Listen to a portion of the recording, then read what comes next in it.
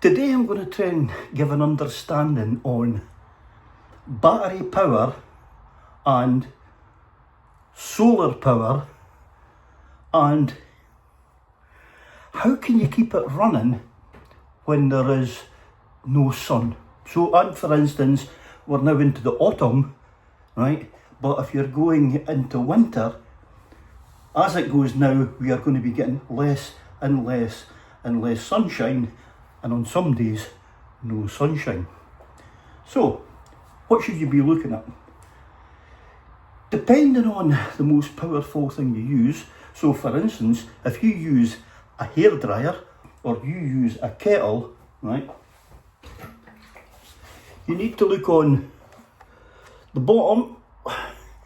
The sticker's very, very wee, but that says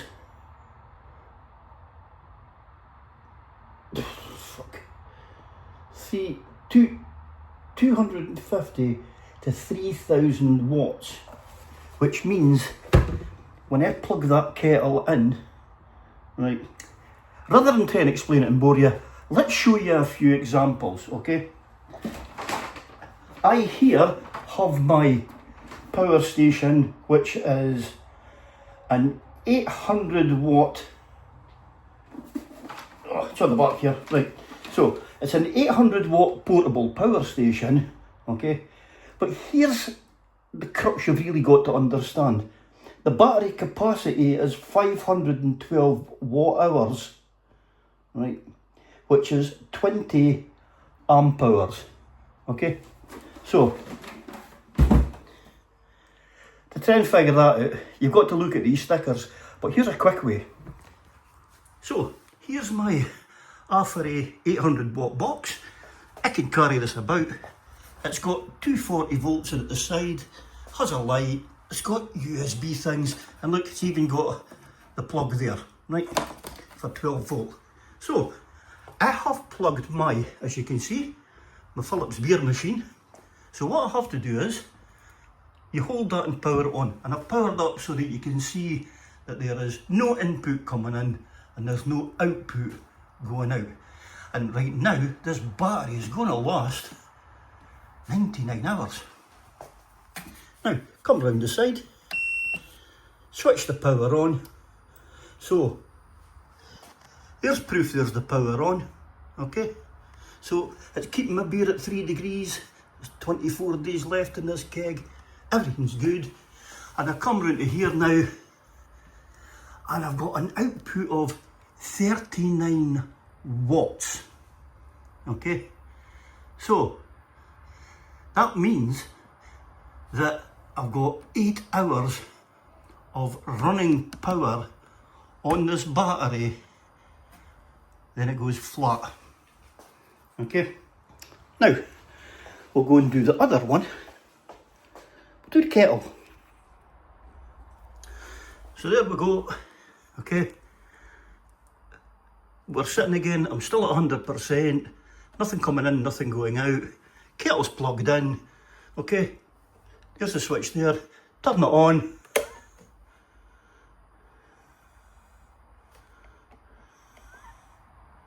Nothing.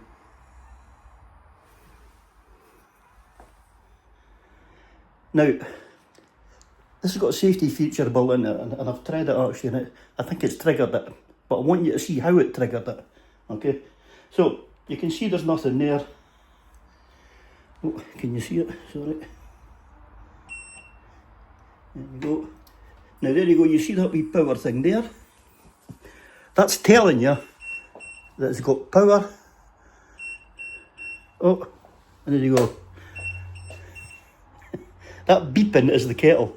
So you can now see you got a flashing interaction. Okay. Because it won't work it. So it's not just as simple as plugging a kettle in to make it work. There you go. Right, see how it went up? Right. Now, the reason for that, my friends, is because this kettle starts off at 2550 watts. The box is only 800 watts. So, there's not enough power in there, okay? So things like kettles, hair dryers, even heaters, they need to have a minimum of, well, depending on the power, but a wee box like that is no use. You need a minimum of a 2 kilowatt. Depending on your usage, you might need to go up to over 4 kilowatts on a battery. Go and look at the price of them even just on Amazon. Incredibly expensive, you know. But, on saying that, I've managed to source Afaray, the same brand as that, but it's a 2 kilowatt box for £650. But what I'm trying to work out is it worthwhile buying it? I don't know. But the one thing I have noticed is, my machine, I've just got that to work for only 8 hours off of that. Which is pointless because it means I need to keep a continual source to keep power into that. Because the beer machine can't be switched off. Because if it does, plate thaws out, just turns into water, and then the beer gets warmer and warmer. And when you switch it back on again, the plate has to cool up. And it takes, depending on the heat, it can take anything from 5 to 24 hours. So, I've not got the power to run it, which means I'm not going to have the power to even charge it. Until, let's go and have a look at this. Right, wee bit of jiggery pokery now, and here's what I've invented. So I've taken my Life P04 battery, which when you come over in here, you can see that down here, there, look, 1,280 watt hours, and that's only for a 100 amp battery, okay? That then I've put onto my wee box of tricks in, what's it called, the inverter, okay? So it's a 1500 inverter, full sine, pure sine, okay? And that is now charging this box, which is running that, my beer machine. So my beer machine is working off of that battery pack. That battery pack, off of this battery, has got 14 minutes to charge it back up to 95%. Now, my next problem is, how do I keep that battery charged?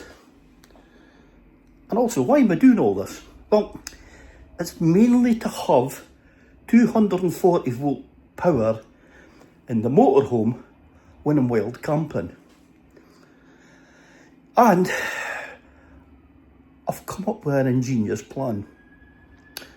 And the ingenious plan is that if I put a charging unit which runs off my alternator on the van, which there is one through Bluetti, I'll get the model number later on, but I'll do that in the next video because I don't have that. But that then means that I can plug this setup in to solar power, okay? Solar power will charge my battery, and when there's no solar power, if the battery's running flat, I just start my engine up and I run my engine for 1 hour on tick over. Or I'll go for a drive someplace, and every time I'm driving, it's putting charge back in that battery. So, I hope you found this interesting. Hit that like to help the algorithm, please.